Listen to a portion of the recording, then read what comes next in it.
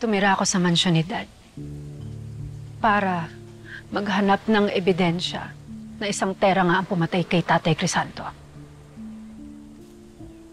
Pero nadiskaril ako. Inuna ko ang selos at galit ko sa'yo.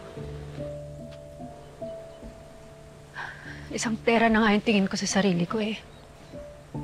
Hanggang sa pinagharap-harap tayo ni Magnolia sa ospital.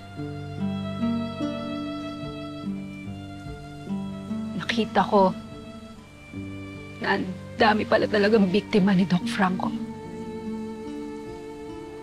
Na-realize ko na ayoko maging parte ng ganung kasamaan.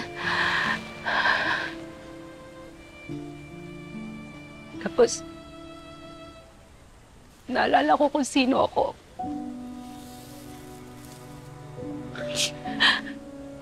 Na ako yung tinuring ni Tatay Crisanto na panganay niya.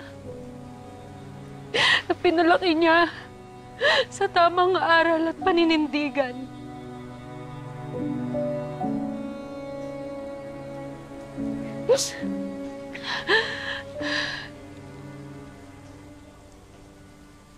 Marami na tayong pinag-awayan, Amira.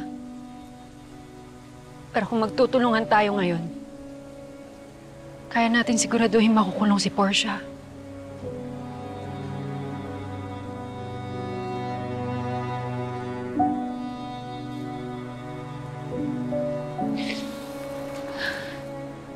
Ito pa rin natin yung pangako natin sa burol ni Tatay.